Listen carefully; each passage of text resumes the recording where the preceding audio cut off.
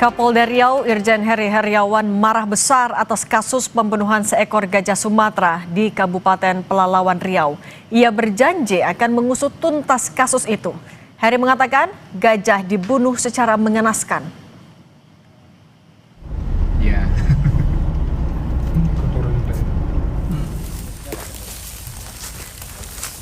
Hingga kini Polda Riau masih melakukan penyelidikan terhadap pelaku dengan melibatkan polisi kehutanan dan Balai Besar Konservasi Sumber Daya Alam Riau. Dari hasil pemeriksaan awal, ditemukan fakta kedua gading gajah hilang yang menguatkan dugaan tindak pidana perburuan satwa dilindungi. Selain itu ditemukan juga 2 potongan logam proyektil peluru yang mengindikasikan gajah ditembak sebelum diambil gadingnya. Polda Riau tegaskan penyelidikan berbasis scientific crime investigation untuk memastikan seluruh proses berbasis bukti ilmiah dan dapat dipertanggungjawabkan. Ekor gajah Sumatera ditemukan mati dalam kondisi tanpa kepala di konsesi hutan tanaman industri di Kabupaten Pelalawan, Provinsi Riau. Apa saja yang sudah ditemukan polisi? Kami akan bahas bersama Kapolda Riau Irjen Heri Heriawan. Selamat petang, Pak Kapolda. Assalamualaikum, selamat petang Mbak Cindy. Waalaikumsalam warahmatullahi wabarakatuh. Pak Kapolda, sejauh ini penyelidikan seperti apa yang sudah dilakukan oleh polisi bersama pihak terkait, Pak? Ya, baik. Yang pertama tentunya sekali lagi saya mau menyampaikan keprihatinan dan duka yang sangat dalam atas kematian 1 ekor gajah liar yang berjenis laki-laki yang terjadi di Kecamatan Ukui, tepatnya di Desa Lubuk Kembang Bunga, Kabupaten Pelalawan. Sudah 3 kali kita melakukan penanganan TKP, olah TKP. Yang pertama itu pada tanggal 2 Februari pada saat ditemukan pertama kali. Kemudian yang kedua, olah TKP dilanjutkan dengan upaya nekropsi. Nekropsi itu kayak otopsi tapi untuk hewan, dilakukan bersama-sama dengan pihak BKSDA Kehutanan, dari Kepolisian Kehutanan, Polres Pelalawan, dan tentunya dari pihak perusahaan sendiri.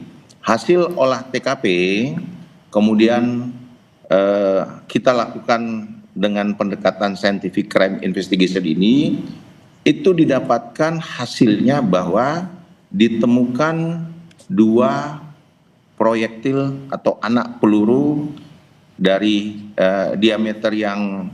diameternya kurang lebih panjangnya 16,33 mm dan satu lagi serpihannya kurang lebih 6,99. Nah, kemudian olah TKP yang kedua dengan disertai dengan upaya nekropsi ini dilaporkan kepada saya. Kemudian saya kemarin pada tanggal 7 bersama-sama dengan teman-teman yang terkait tentunya dengan BKSDA turun untuk bersama-sama datang melakukan olah TKP ulang bagaimana dudukan tubuh mayat daripada gajah tersebut pada saat ditemukan. Kita sertakan dari pemerhati gajah yang punya pengalaman yang biasa mengetahui tentang karakter. Jadi olah TKP kemarin itu didapatkan kesimpulan awal. Yang pertama kita harus bisa mengetahui karakter gajah. Karakter gajah ini gajah jantan, di sana ditemukan bahwa ada 6 kumpulan gajah. Nah, gajah yang mati ini kebetulan kita menemukan ada tutupan atau namanya skolar yang biasa menempel di salah satu gajah betina. Yang ternyata menentukan bahwa gajah yang mati ini merupakan rombongan dari gajah tersebut, dari 6 kelompok tersebut, tapi dia biasanya di bagian belakang. Tapi Pak Kapolda, sorry Pak Kapolda, tapi kalau misalnya dari temuan yang sudah dikumpulkan oleh polisi, sudah bisa dikerucutkankah untuk pelakunya seperti apa?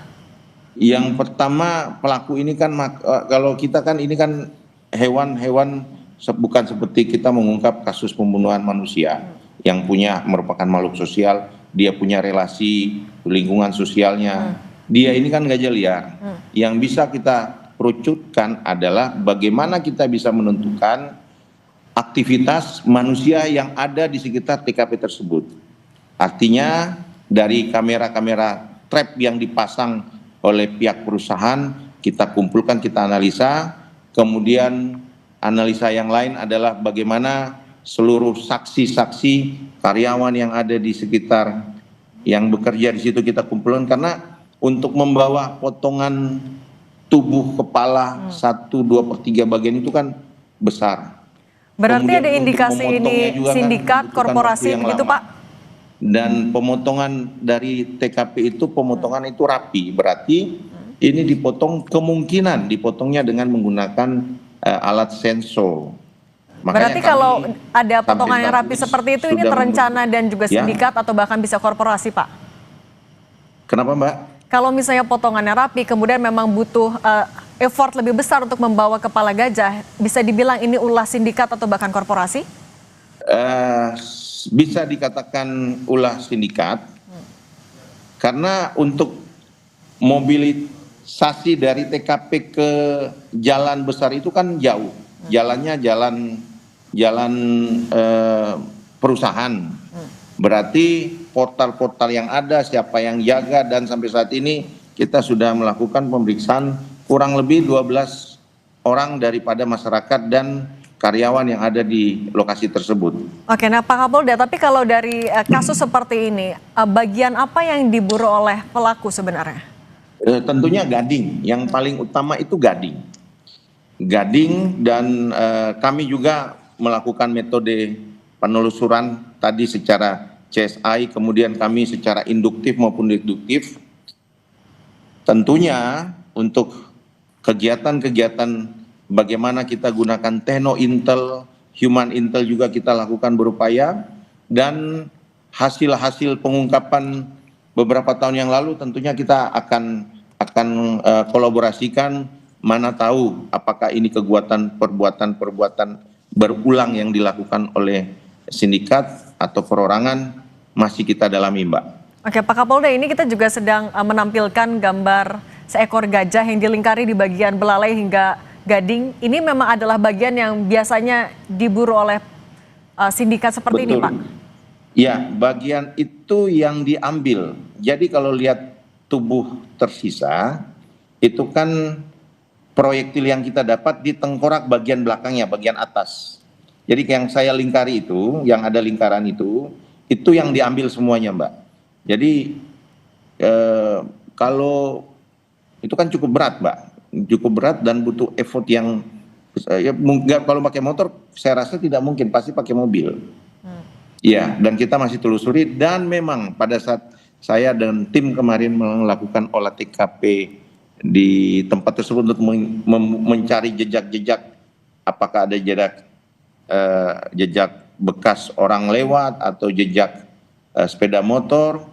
Kita buka radius dari 100 meter, radius 200 meter, sampai 500 meter untuk menemukan jejak-jejak lainnya. Dan itu rapi, tidak ada bekas puntung rokok dan lain sebagainya. Kalau untuk 2 proyektil peluru yang juga ditemukan, itu bisa ditelusuri jenis senjatanya atau bahkan sampai kepemilikannya nggak Pak? Senjata sudah kita putuskan dari hasil laboratorium forensik bahwa yang dipakai itu adalah senjata rakitan.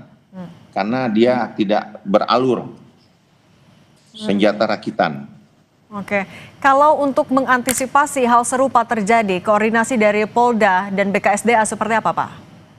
Sampai saat ini kita koordinasi, memang di gajah-gajah liar itu dari BKSDA, dari Kementerian Kehutanan itu memasang solar untuk bisa GPS solar. Itu mereka bisa mengawasi pergerakan rombongan-rombongan gajah yang nanti apabila kalau mereka terusik, mereka mau memasuki lokasi-lokasi perumahan, itu bisa diantisipasi agar tidak rusak. Karena memang gajah kalau dia lewat satu tempat itu kembalinya pasti dia melewati tempat yang sama. Jadi kita sampai saat ini sudah melakukan kolaborasi, koordinasi, bukan saja ke Kementerian Kehutanan, tetapi dengan pihak perusahaan, terutama dari Arara sama PT RAPP yang ada di situ Mbak. Oke, tapi Pak, dalam waktu beberapa tahun terakhir, kita sebut saya 5 tahun terakhir, apakah sudah pernah ada kasus serupa juga Pak seperti ini? Ada 3 kasus. Yang pertama di Kabupaten Inhu, jadi sebelahan daripada Pelalawan. itu tanggal 20 April. Kemudian yang kedua itu kasus Gajah Rahman. Nah ini sangat miris karena Gajah Rahman ini gajah jinak. Dia gajah yang ada di flying spot di Taman Nasional Tesonilo itu tanggal 10 Januari tahun 2024 dan yang terakhir yang sekarang ini. Oke, tapi terungkap semua Pak yang 2 sebelumnya?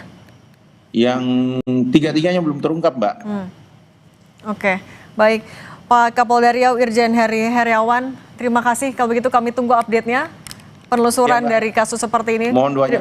Ya. Baik, mudah-mudahan ini terungkap ya Pak. Baik, terima kasih Pak Kapolda, sehat selalu.